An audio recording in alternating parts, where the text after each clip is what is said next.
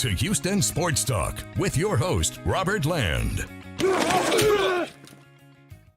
Oh, wow. Thanks for checking into the best Houston sports podcast. Welcome to our live Texans-Titans post-game show, Robert, with my old co-host and four-decade journalist, Stephen Kerr. And Stephen, you and I have a long history with the Oilers, and the fake Oilers got what they deserved. They got a real Oilers last-second heartbreaker.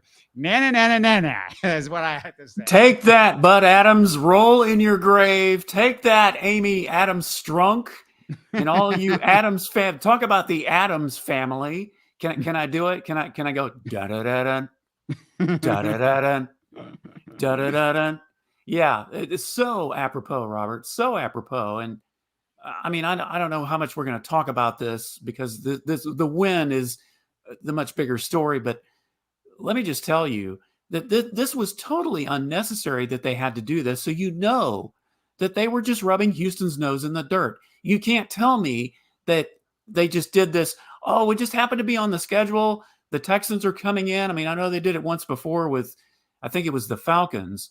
But come on, it's obvious that this was planned from the get-go once they knew what the schedule was or once they decided to do this promotion. So how fitting, not only did the Texans win, but they win in the manner that the way the Oilers used to win some of these big games when it comes down to the final second and it's in overtime. So it just makes it even more fitting, doesn't it?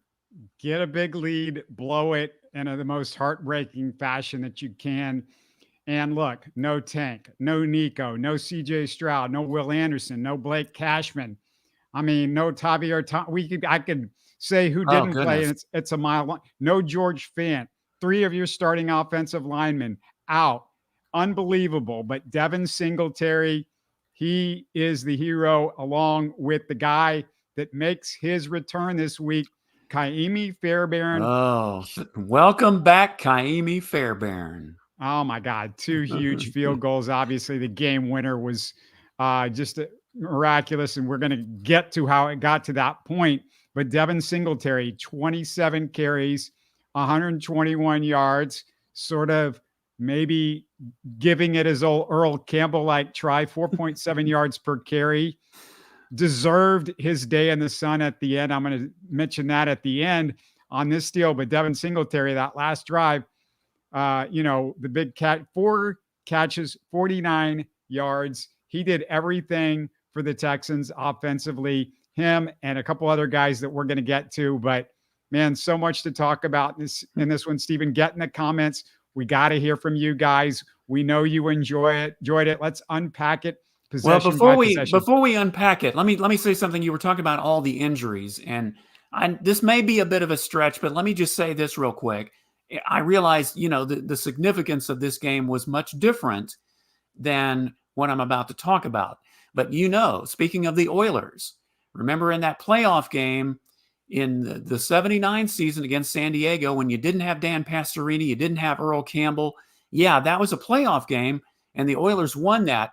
But you think about all the injuries that you just said, and we may have even missed a few, that the Texans had today, including your starting quarterback. And yet the Texans come in and still win it in amazing overtime fashion. I couldn't help but think of that San Diego playoff game, Robert, after this game was over. I know it's different, but it's not that different. Yeah, you were missing the quarterback, your best player in Earl. You were missing your best wide receiver in Kenny Burrow. They were given not much of a chance in this game on the road. This is a playoff game for the Texans, more or less. This was a playoff game. There was no doubt figuratively it was, right.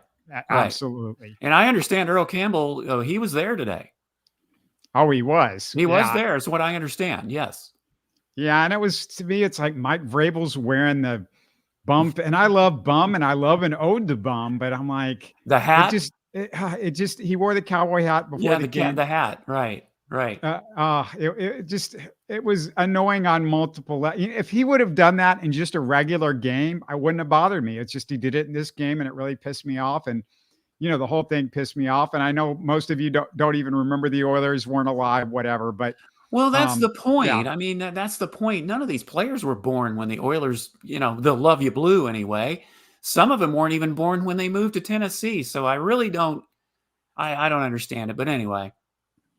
Scott says, "Welcome back, Fairbairn." Indeed, boy, what a big moment for him, and I'm so glad that he's healthy again, and what a big difference he makes. And the Texans' first drive, 3-and-out. This thing started off terrible. First drive, 3-and-out. That weird Steven Sims end around. Was I a fan of that play? If it works, I guess. But on 3rd and 3, I don't know. And it seems like he just Bobby Slow gets too caught up in these end arounds, and I wish more of them were succeeding a little bit better. But anyway, Titans first drive, Jimmy Ward goes out with a concussion, another awful injury. I mean, he just mounts one on top of the other to pour salt in the wound. 11 plays, 83-yard drive, a couple of big pass plays set up Levis's 1-yard TD. Stephen D'Amico challenged the 33-yard pass to the 1. I thought that was a poor decision. It seems like D'Amico was a little desperate because of the Texan situation, because there was nothing in that replay that showed you that was an incomplete pass. Yeah, that's right. And I don't know. And the other thing too, Robert, and I know you and Sean, of course, have done these post-game shows, and I haven't been on any of them. You've probably hit on this already. But the one thing I've noticed about the Texans defense, especially if the Texans don't get the ball first, in other words, the defense gets the ball first, or even if they don't, that first defensive series, it's like they haven't woken up, and they have these chunk plays that come back to bite them in the butt. And then as the game goes along, it's like the defense gets it together, and the same thing happened today. And so that big play, I don't understand why he challenged it, other than the fact that maybe, like you said, he was a little desperate, and the Texans were about to get behind early again. So whatever the case, it didn't work. Yeah, it's an early challenge too. There's just a lot of that was especially when it was a big challenge if it's overturned, but there was nothing about it that looked like it. There was too much game time left. Yeah, it was so early in the game. And B Val says that Adams family legacy of being low life losers continues. We agree with that one, of course. The only thing good for the good take. Yeah, the only thing good for the Texans, Stephen, in the first quarter, the Titans missed the extra point. And that's a big deal, because we went into overtime. It was a big deal, big deal, big deal. Well, it sure was. Those extra points can always come back. And from what I understand in warmups, the kicker was it Nick Folk? I believe his name is, right? Yeah, was missing. He was missing them during warmups, so maybe that was an omen. So a couple of quick punts in the next 2 possessions for each team. Then Keenum throws that pick six. Stephen, that was a terrible looking throw. It looked like he threw it to Molden like he was the intended receiver. I don't know if there was a route difference in where Ogunbowale, he was the only guy that was even in the area, but that was it. I think it was a miscommunication thing, because I think Keenum thought Ogunbowale was supposed to be at the place where he was, and then he moved. So of course Keenum's going to throw the ball where he was supposed to be. So it's kind of hard to figure, whose fault that was, but it certainly, it didn't help the Texans early on. So a Keenum grounding penalty ruins the next Texans drive. That was, I don't know. Maybe he could have gotten rid of the ball, but the pressure, was pretty quick. Titans next position, couple great tackles by Christian Harris, who had a really good first half after I thought was a real struggle for him the last game. Me and Sean sort of disagreed on that. He was terrible in pass coverage, I thought, the last game. I mean, Harris has shown some things, but I just thought last game was not great at all, but he was fantastic early. Yeah, his last game, like you said, wasn't too great, but there have been several games this year where he's come up big, not just in the first half, but even in the second half, or, through the whole game. So it's just been kind of back and forth with him. 8 solo tackles all told in this one, 2 tackles for loss. So yeah, he's coming in. The Texans had a number of TFLs today. I know we'll get to some of those, but boy, there were a bunch of them. Yeah, he's really come into his own. Excuse me. A Keenum grounding penalty. Okay, let's get. Oh, I'm sorry. Yeah, let's move ahead. Khalil gets a big 3rd down sack to get the ball back in good field position. Singletary takes over the next drive. Big run chunks. And then on 4th and 1, Singletary converts. But on 3rd and 1 at the 5, Singletary stuffed. Stephen, they had to settle for a Fairbairn field goal right here. And you didn't want that to happen, especially after all the great work Singletary did in that drive. No, you certainly didn't. You got that far and you thought, maybe Keenum could lead him into the end zone. At the time, I thought, man, the offense needs as many points as they can get, especially with the defense, getting in a hole early. So, I was a little miffed about that field goal early on, about, the fact that they had to take it. Yeah, so now you're down by 10 at the half to the Chiefs. Or no, I'm sorry, to the Titans. Why do I have the Chiefs in my head, Stephen? Oilers, it's all the same, right? Well, I had the Chiefs in my head because this is no accident. Last time the Oilers made the playoffs in Houston, they were up to the Chiefs. Remember? And they blew that too. Yeah, they blew that game, lost to Joe Montana. So it's up to Keenum to pull his Montana impersonation. So you can forgive us for, referencing the Oilers and other teams that they played over the years, right? Yeah, there's so many just parallels in this game. Titans first drive in the 3rd. Steven Nelson picks off a pass intended for New Hopkins. Texans trying to take advantage. More chunk plays by Singletary. Big 3rd down throw to Schultz after a Scruggs penalty. Scruggs, he didn't have a lot of good moments in this one. So on 3rd down, Keenum scrambles, but his pass is knocked away. Might have missed Schultz open in the end zone early in the play, Stephen. So they only get a field goal. I mean, the replay showed they said the guys on television said, oh, he had guys up in his face. But I thought, he had a pocket to work with and it wasn't breaking down that bad. And maybe if he would have seen that, maybe Schultz wasn't the first read. I don't know what was going on there. Yeah, no, it would have. I think it would have been too close to call, as far as doing a challenge on that one. So next, Titans possession. D'Amico makes up for a bad earlier challenge when he gets the refs to overturn the big play to Hopkins. So that was a huge deal because if I'm being honest, Stephen, I would have given Hopkins the catch. Just the old, you got to hold onto the pass through the ground, even though it helped the Texans. I hate the rule, Steve. This is my problem with it. He's in the middle of the field. He does 1 foot, 2 foot. And I'm not, of course, I'm not a Titans fan, but I'm just saying this rule, with anybody bothers me because he gets 1 foot, 2 foot, he hits the ground. And basically it's a ground causing the fumble to me. And I mean, he was going forward 1 foot, 2 foot. So, yeah, exactly. And I mean, how many of these possession type calls do we were just seeing more and more of them. And I don't know if the league's ever going to get this right. They've changed it around here and changed it around there. I don't know that if you can ever get it right because every possession is different. You can't necessarily, sometimes you can, but you can't always compare one to another. And, it's also how long do you have the ball? And so, again, if you're being objective, he probably should have had the catch. But if you're a Texans fan, thank God they overruled it.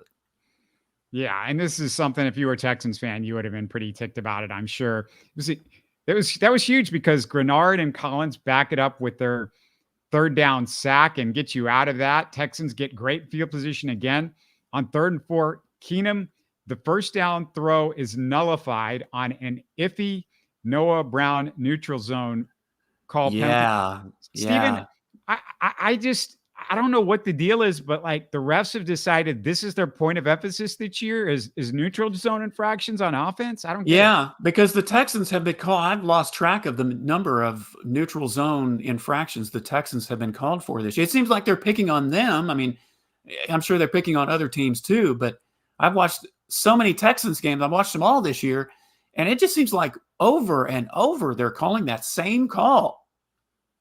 So that ends up being the difference because now, you got to kick the field goal. Fairbairn, though, hits that big 53-yarder, his first of 2 big 50-plus yard field goals, of course. 3 straight missed opportunities, Stephen. You were worried about it because this is field goals instead of touchdowns in a game like this one. You just figured it's going to backfire. It's going to blow up in your face. Yeah, and the thing is, with Fairbairn coming back, having him try such a long field goal, when he's coming back from a soft tissue injury, you kind of worried about it because it was cold there. So you kind of thought, well, maybe they should have just gone ahead and gone for it. But, it turned out all right in the end, though. So on the next Titans possession, Stingley ends the drive with a pass breakup on third down near midfield. He had a couple big ones. We're going to get to another one later in the game. He almost had the interception, didn't he? Was that the play that he almost picked it off? It was closed. I mean, it looked a lot like that interception that he had a couple of weeks ago where he goes across the field and makes that tremendous interception. So it was very, very similar to that one. But they bury the Texans on the punt at the 1. 3rd and 3, Keenum is sacked when Scruggs whiffs in pass protection. Cam Johnston follows with a rare bad punt that puts the Titans in good shape. We're going to talk about another bad Cam Johnston punt later on. And he just did not have a good game for Cam Johnston and a game that just seemed like it was going to be a field possession game. They got lucky that there's so many things that kind of went wrong for the Texans. But however, the Titans get in the red zone and Grenard gets his hand on Levis's arm, causing what's basically a fumble.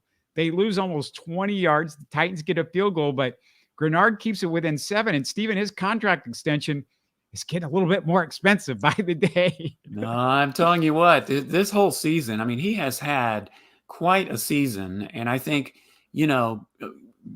changing positions on the defense seemed to really help him. Being a linebacker, it just wasn't cutting it. But once they put him at D end, I mean, he's just been a totally different player. And he had another great game today. The Texans take advantage. They drive it down the field. They get a borderline pass interference penalty for a big chunk. There's some borderline penalties, stuff that went more the Texans' way. Kind of reminded me of, a couple of weeks ago, I guess it was with the Jacksonville Jaguars when you couldn't catch a break. And this one, they got a ton of breaks, really. Then Keenum throws what could have been an interception. Oh, I was holding my breath on that one. Yeah, I want you to talk about that one because he just stole it. He stole it from him, Stephen. The guy looked like he had it, and all of a sudden, Schultz grabs it like, he was going after a piece of meat, like a rabid dog or something. Great. I think Schultz just wanted it more. I mean, the guy's a baller, and I tell you what, he's had injury problems too, and he's missed some games, but I was so relieved when I knew he was going to be playing today because at least, you had one of your better receivers in there and somebody with experience that can just go up and get that kind of a ball.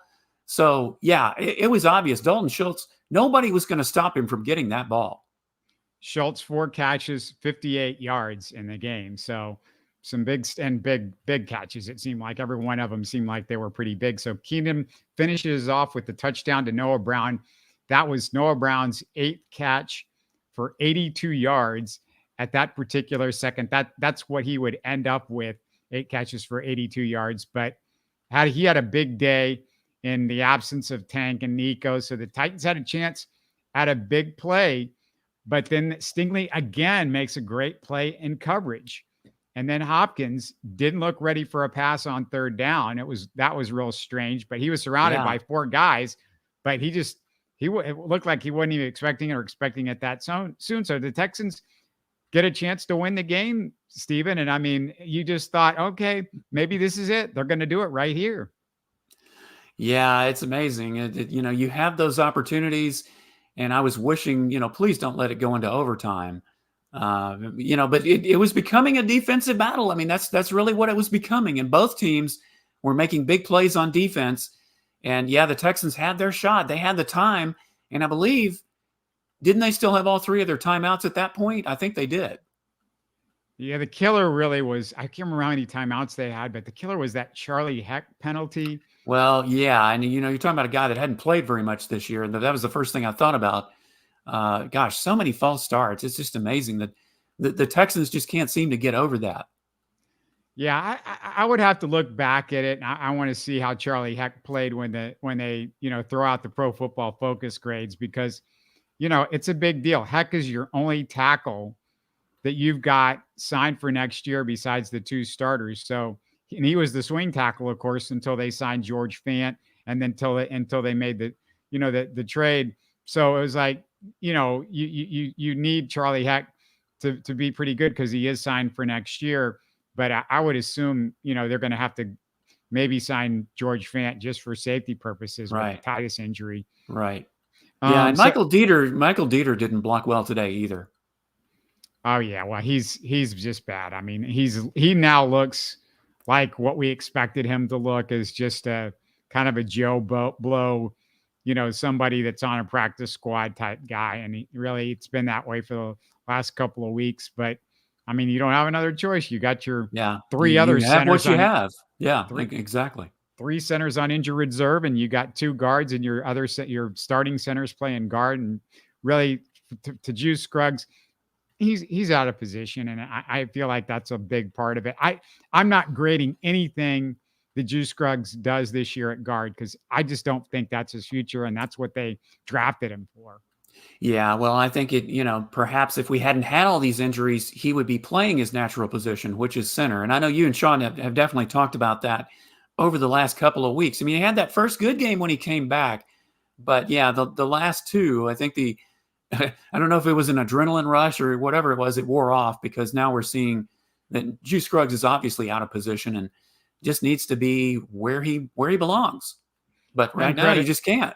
And credit to these lines. I think the lines that they played especially the Jets line, is really good. So that was an issue. So the Heck penalty hurts. The Texans punt after a couple of incompletions after that, because it got to be 2nd and 15, 3rd and 15. Another bad Cam Johnston punt. Like I said, I don't know what the hell got into him today. And this is the day when you really, really, really needed him.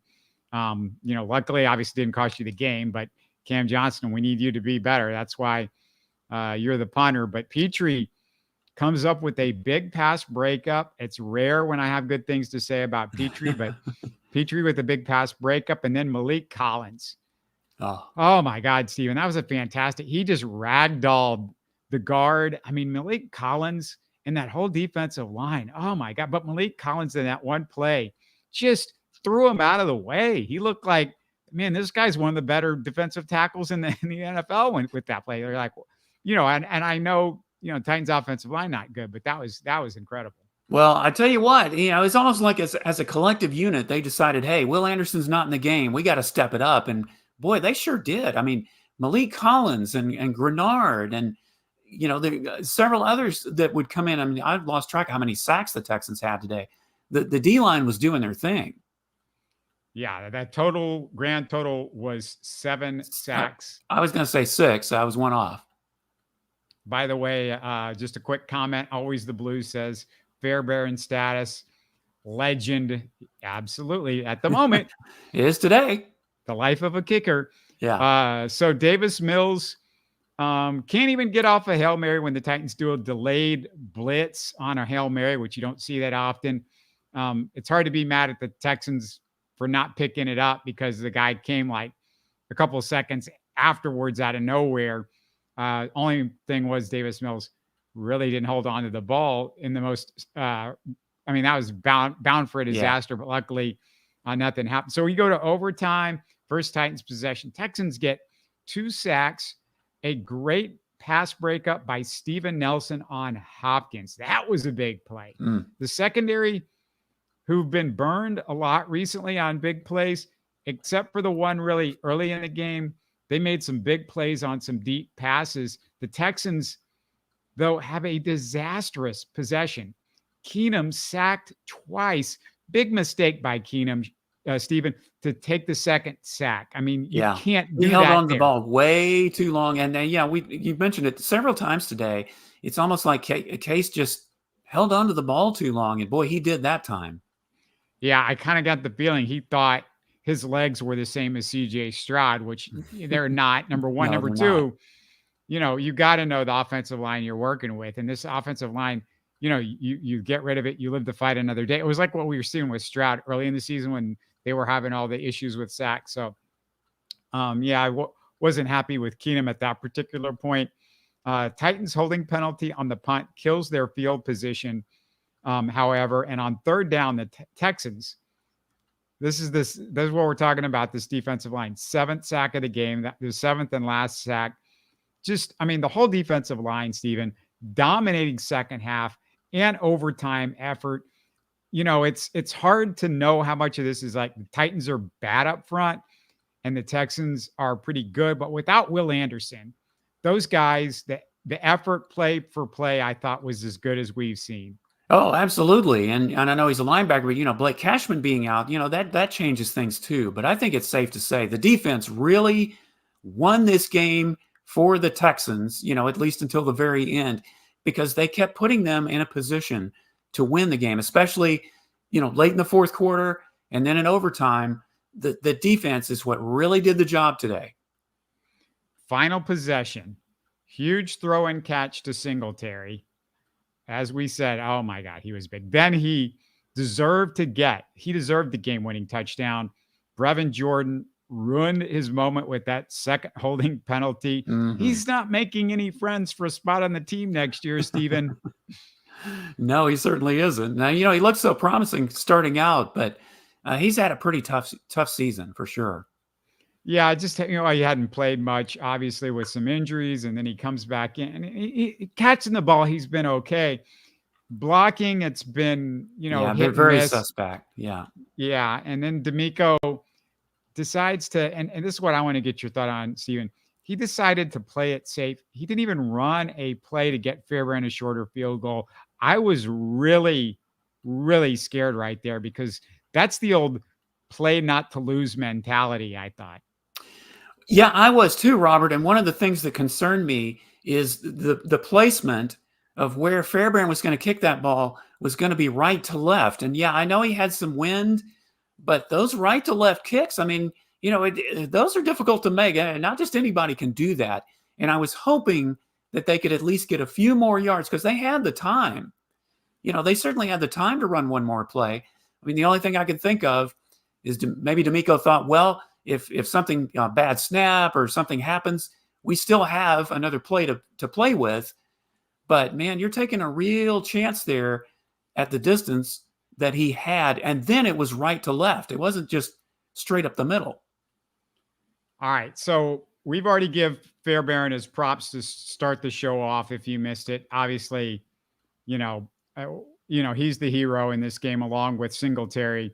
When we went through Singletary's numbers, I'm just curious, Stephen, Case Keenum, 23 for 36, 229 yards, 1 touchdown, the terrible pick six, 79.5 passer rating.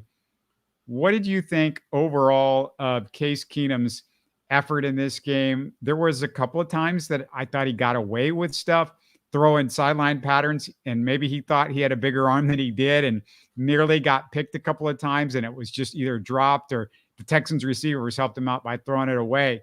I mean, he had some moments. He had some throws for sure, but it was very backup quarterback-ish. Well, I mean, I think you got what you normally would expect with Case Keenum, but I'll tell you that, when I found out he was going to start, Robert, I don't think I was quite as surprised as everyone else. I know he threw the pick six, but the thing about Case Keenum, consistently that I've always liked is he does make few mistakes. And there's just an intangible sometimes when the guy's in the game on certain games, he just wins. I mean, you look at his stat sheet, you just mentioned it. The stats are okay. They're not spectacular, but they're not terrible either. And he made the throws when he needed to make them. And I think that's really was the difference. I wasn't really sold on the fact that Davis Mills was that big of an upgrade over Case Keenum. And I don't know. They both got, I think they split the reps in practice this week. Maybe Sean can attest to more of that later on. But maybe the coaches just saw something in Keenum that they had a hunch and they wanted to go for it. Maybe they just wanted the experience of a guy in there like Keenum. But yeah, he made the throws he needed to make.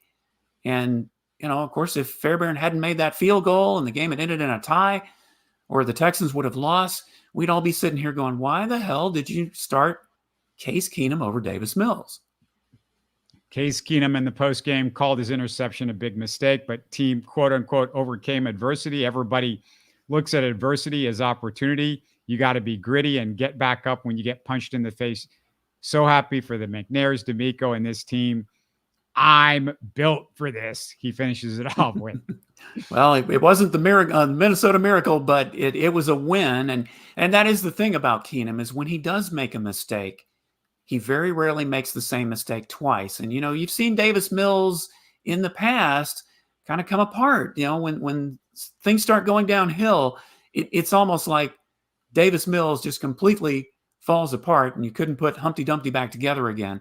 At least with Case, that when he makes a mistake like that, usually he's going to come back and either do something much better or at least not make the same mistake again. And that's what happened. Who do you think deserves the game ball in this? I mean, is it obvious that you just throw it to Fairbairn, Singletary, or what do you think? Well, I still think you almost have to give it to the whole defense for the way they came through later on and put the Texans in a position to win this game. Yeah, the obvious nod is to Fairbairn, especially because he's just come back from the injury. So the fact that he made 2 50-plus yard field goals, if you had the previous kicker in there, pretty doubtful he would have made either of those. And not even sure he'd have made the other 2. You just don't know with him. But the fact that you have Ka'imi Fairbairn back in his first game back, and he makes those 2 long field goals, especially the one in overtime. Yeah, it's really hard not to give him the game ball. But if you don't, I mean, you could just pick a name on the defense and say that whole crew really came to play and got the job done and got the Texans in a position to win. Randall says Fairbairn was the MVP of this game. Rodney says Case was pretty good until those sacks towards the end. I just felt it was like a little bit uneven, and Case got away. Like I said, he just got away with a couple there. But I will say this. I talked to Sean Stephen in the middle of the week, and I said, I'm more confident in Case Keenum at this point, with his veteran ability, and he's been here before. He's won playoff games. You have an offensive line that's a mess. I just felt, the whole game, I just felt good that Case was there. I don't know what it was. It was just like, you felt like, okay, there's a guy that's been there before. And plus, like everybody else, going back to his Coug days, I just loved the guy. I wanted to see him. Yeah, you want to see him succeed. And that kind of goes back to what I was alluding to earlier.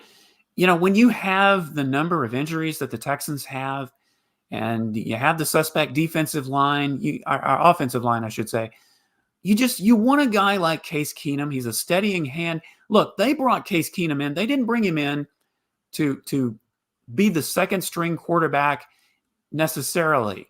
They brought him in as much to help CJ Stroud, get the lay of the land. He was a perfect guy to do that. He's got the experience. He's calm and steady. And you look at CJ and how calm and poised he's been. Yeah, I think you can chalk most of that up to his personality and the way CJ Stroud plays. But I think you've got to give Case Keenum some credit for showing him the ropes, at the NFL level to keep that cool, calm, and collectiveness. And that's what Case showed today. He just had that calming presence. When the Texans got behind, he didn't panic. He just stuck to the plan.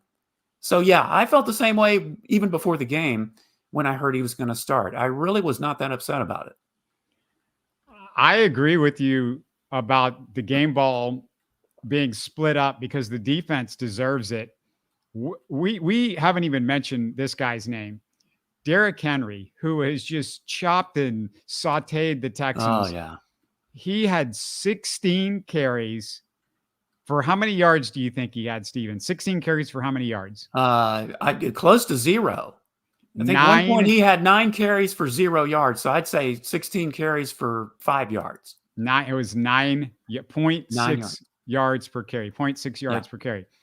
DeAndre Hopkins, 2 catches. Obviously, that one controversial one that maybe should have been a catch. I don't know, but 2 catches for 21 yards. So they're big weapons.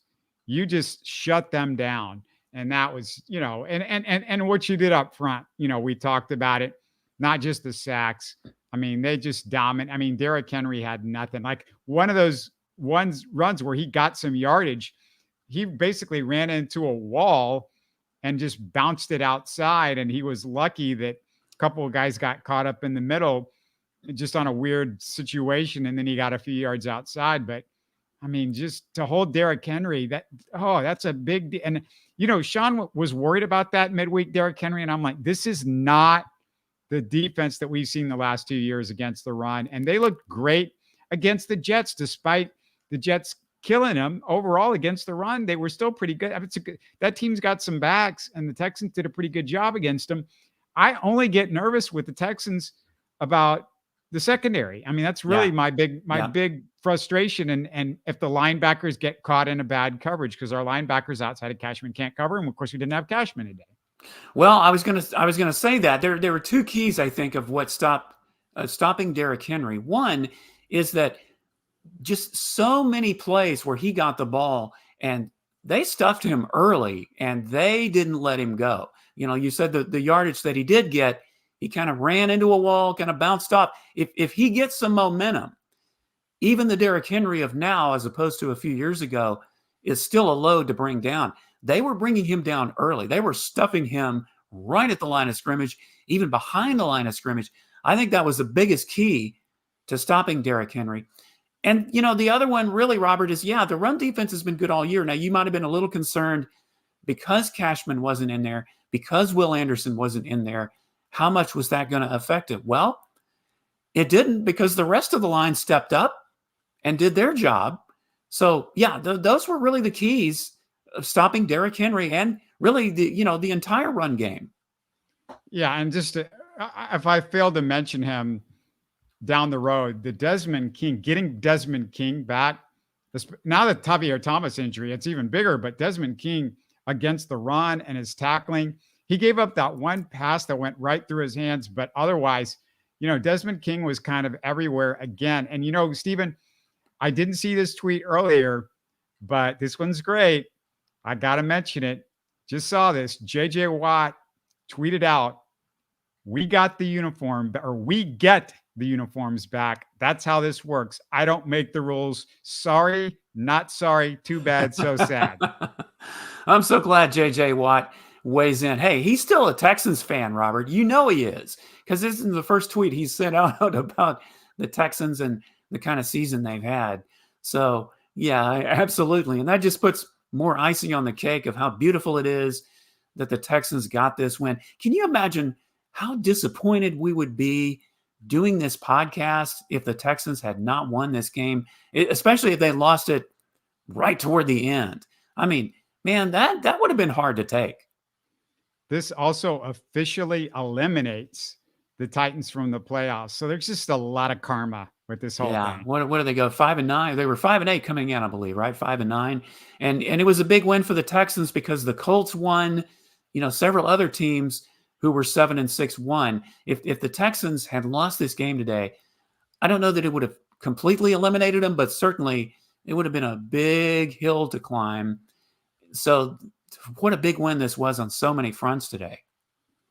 All right. I know a lot of you are Texans fans for a long time, but a lot of Houston Oilers obviously discussed this week. And for anybody listening who's a fan or who wants to know more about the Oilers, there is a YouTube Oilers history page on our page, or a playlist on our page. And in the more than decade of our show, I've talked to quarterback Dan Pastorini, Hall of Famers Robert Brazil and Elvin Bethea, All-Pros William Fuller and Bubba McDowell, Vernon Perry. We mentioned the Chargers game. He was the hero in that playoff game. And the guys who covered them, like John McClain, Kenny Hann, and Tom Franklin. And Stephen, I'm going to play back just a couple of minutes of a conversation with Chronicle legend Dale Robertson. I had talked to him about his life and his career, and I asked him about the biggest what ifs in Houston sports history. Let's get your biggest what if in Houston sports, and I'm going to throw out some choices if this helps you. There's a bunch with the Oilers. So you got the Mike Renfro catch, Pastorini not getting traded after the 79 season. What happens, to the Oilers there? Bum Phillips not getting fired, Ralph Sampson's injury and the Rockets' drug suspensions of the 80s, J.R. Richards' stroke, Yao Ming and Tracy McGrady's breakdown, Chris Paul's hamstring, just last year. Is there a biggest what if for you? If you're asking me to choose, I would say all of the above. I mean, you just brought back some very, very sad memories there, Robert. Is there one I forgot? Memories. Well, I mean, I because I was joined at the hip with the Oilers, in the Levy Blue era. I mean, you go back to the Renfro catch. If you look at the way the game played out structurally, it still probably wouldn't have made a difference, but you don't know what kind of difference it would have made psychologically. And the reason I say that had to do with what happened in the last regular season game that year. Monday night game in the Astrodome. Everybody thinks the greatest Oilers game in history was the Miami game when Earl ran for 199 yards and 4 touchdowns. Nope. The greatest Oilers game ever was the 1979 early December Monday night game in Houston, because that night the Oilers won, but they didn't just win. I mean, they frightened the Steelers that night. They just beat the Steelers up. The Steelers at that point are saying, okay, all right, this isn't the Houston Oilers we remember even from last season. So they had the Steelers' undivided attention that after that game, and the game was close in the AFC Championship game. Still the last time any team in this town has played for the conference championship. And the Renfro catch counted. Okay, now it is a one-score game. Ultimately the Oilers did nothing the rest of the way. Were they broken? Were the spirit broken? Who knows? We can analyze the psychology of all this till the cows come home. But that would be, for the Oilers to have gotten to a Super Bowl at that stage in our history would have been huge. And maybe of course that changes a lot. That changes Pastorini's fate, maybe Bum's obviously fate. Pastorini is not going to be traded. Yeah. Obviously, you don't fire Bum the next year. Although Bud Adams was a pretty sorry human being, so it's anything he did was not necessarily surprising, especially if it was wrong. and maybe the Oilers are still. I mean, it's a huge domino because the Oilers could have never left, and that's it. I mean, obviously you blame the Oilers leaving on the what ifs of the Buffalo game and the Joe Montana game in the Astrodome. There's no question if one of those teams had gone to the Super Bowl, in my mind, that the city and the Oilers would have worked out something on a new stadium. But by the time Bud started asking for the stadium, they were in the process of a 2-14 free fall. And both basically, Bob Lanier said, just, hey, Bud, don't let the door hit you in the ass. This conversation's over. Yeah, 3 straight years where you were just devastated at the playoff. Just plucked from you.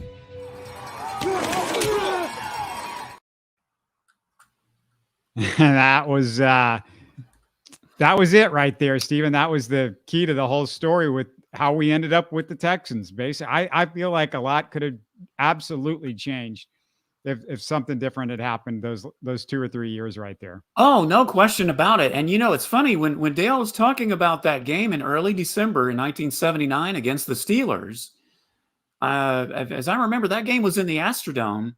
It was Monday night game. Yeah. We've been talking about the Texans defense all day, Robert. Well, listen, the Oilers defense was spectacular. They shut the Steelers out that night. I'm almost sure I remember that score being 6-0. It was a low-scoring game, and the Oilers just completely dominated the Steelers defensively. Maybe not offensively, because they couldn't get much going offensively that night. But my goodness, that was one of the best defensive games I think I've ever seen at any level of football. So when Dale was saying that, they really put some fear into the Steelers, man, he wasn't kidding. And especially on the defensive front, they were definitely toe-to-toe with the Steel Curtain in that game. Yeah, I'm looking it up as we speak, as you were talking. That Steelers game, the final score was 20-17. Okay, I'm thinking of a different game then, because I remember there was one game where they were just totally dominating it. So that might have been it's been a long time ago. I do remember that game though.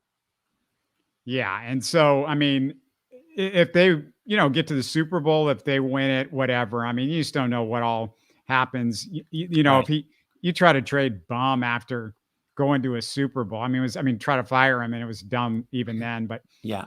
That's, this is, I pulled this out of the attic though, Stephen, because this is the Oilers and the Adams family for you in a nutshell, that whole story. Yep. Coming up short. And I know, they played another game against the Steelers on Monday night in 78. And I want to say that score was something like 24-17 or 20-17. So, the Oilers beat the Steelers a couple of times. The problem was they couldn't beat them when it really counted, and that was in the postseason. But yeah, you're right. And hey, when the Titans went to the Super Bowl, how many of us were rooting for them to lose? If you were an Oilers fan that didn't convert to a Titans fan, you were rooting for them to lose. And in typical Oiler fashion, Robert, they came up just short. Another heartbreaker, right in a dagger at the last second. They get stopped and don't win the Super Bowl. Yeah, it was rough. Let me just go back to the Texans to close things out. And Stephen, this was a big win, but needless to say, you hope a couple of these guys can come back. Will Anderson, since me and Sean did the show earlier in the week, it looked like a high ankle sprain, which scares me to death for him. Yeah. Stroud, you would hope, is going to come back from the concussion. Nico, you have no idea. It's a soft tissue injury. Those scare me. Those worry me. They can turn into something longer. So who knows? But at least if you get Stroud back, you saw again what Noah Brown can do. You saw what Schultz can do. You saw a Devin Singletary that when he's been given more carries, things have gone well. I mean, the Texans seem to run the ball fine when it's Devin Singletary. And just, you just got to be confident in the fact that he's the guy and just go with them and quit experimenting with the Dameon Pierce stuff. Well, now, correct me if I'm wrong, Robert. Did Dameon even play today? I don't remember seeing Dameon Pierce on any plays at all today. I don't remember seeing him either, unless I missed something. Yeah, because if he did, let's put it this way. If he did, it must have been only 1 or 2 carries, but I'm pretty sure Dameon did not see action today. So I think that's, that tells you a lot right there. And as far as CJ coming back, look, I want to see him back as soon as possible. But more than that, concussions, Robert, I tell you, they are so scary, especially when you get that first one. When you get hit again like that, you have more prone of a tendency to get more. I just pray that doesn't happen to CJ Stroud. And, when the whole season, every week, I would hold my breath going, please don't let CJ get hurt. But it's going to happen eventually because almost every quarterback is going to get hurt. The good news is that hopefully he's not going to be out for the rest of the season, certainly. So you hope that he'll come back the next week or certainly the week after. So his injury is hopefully not going to end the Texans season. But some of these others, there are just so many unknowns. You just don't really know. But look, the way this team is playing, it almost just week to week. I hate to use the next man up mentality because it gets used a lot, but that's what this Texans team has done. I mean, what else can you say? Well, the deal is, though, if you get CJ Stroud back and you can get to the playoffs, look, I mean, the AFC is wide open. Oh, absolutely. Anything can happen. I mean, you go, well, I'm worried about the Chiefs offense this year is not that good. No. I mean, the Ravens, I guess you're maybe slightly concerned about. I mean, this is not obviously the same Texans team that played the Ravens earlier in the year. Right. But, they are a lot more banged up if they were to play the Ravens. But forget all that. Forget who you play. You've got CJ Stroud. If you can keep it close, he can win any playoff game. And I hear a lot of people say, oh, don't worry about it. We're set up for next year. You're never guaranteed a next year. You're never guaranteed stuff's going to go right. You're never guaranteed. I mean, look, the offensive line should be healthier next year. Should. I don't know. Titus Howard's not going to be ready to start the season. No. Are these guys going to be injury prone? Is Kenyon Green injury prone? What about Jared Patterson? What about Drew Scruggs? Drew Scruggs hadn't showed me much at guard. I hope he can show me something at center. I mean, there are a million things that can go wrong from year to year. And the Texans, we just think everything's hunky-dory because of their record, and they've won these games. But the games that they've won, this is like 4 last-second games the Texans have won. It's hard to continually win last-second games in the NFL. It takes a bounce of the ball here or there. It's great stuff to happen. And it also takes your quarterback being healthy. And, Stroud, you could say, oh, he's a little banged up this year, but could there be more concussions next year? He misses more games or some other injury. So this idea that, oh, we're set up for the long term in the future. No, this is the NFL. It's year to year, game to game. Well, I guarantee you the Texans aren't looking forward to next year. They're looking forward to next week. I mean, they certainly aren't playing with a next year mentality, I guarantee you. And you're absolutely right. I mean, every year is different.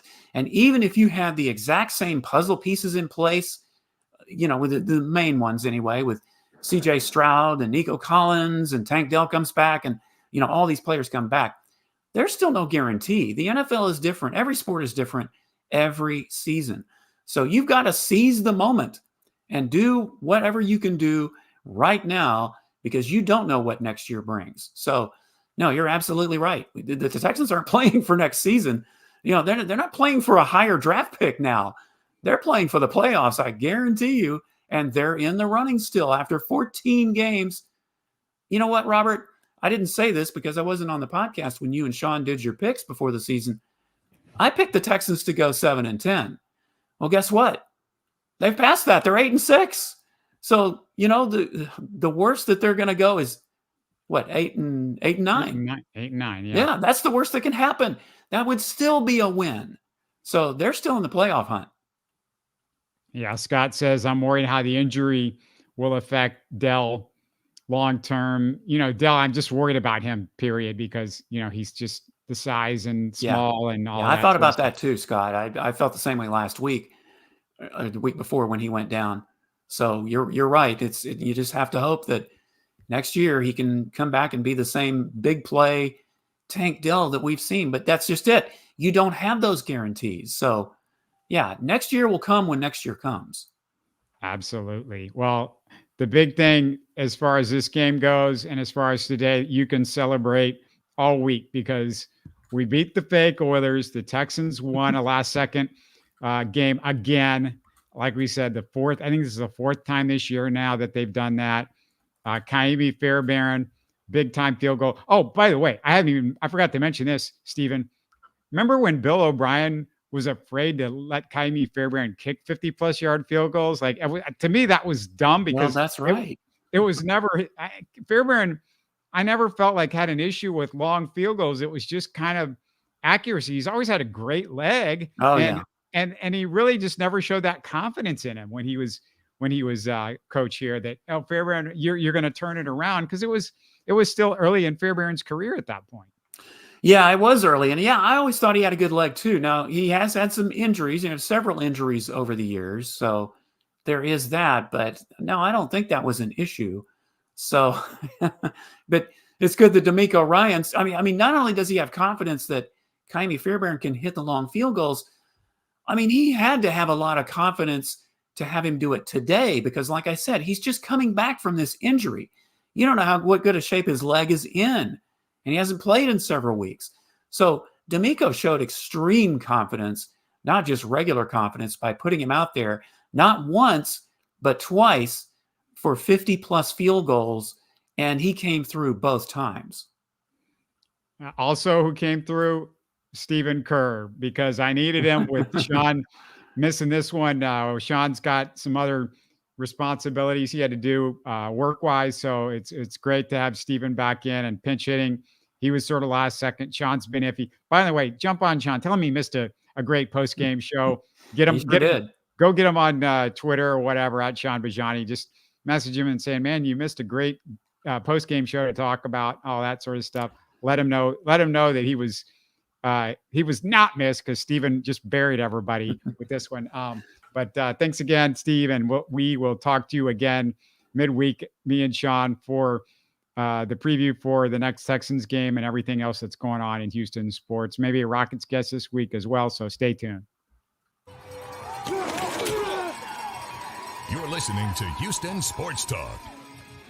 Hey, you can support the show by subscribing on YouTube and commenting on the videos. Listen to Houston Sports Talk on Spotify, Apple, Stitcher, and Google. Don't forget to tell a friend and share our show on social media. Spread the word, everybody. Thanks for listening.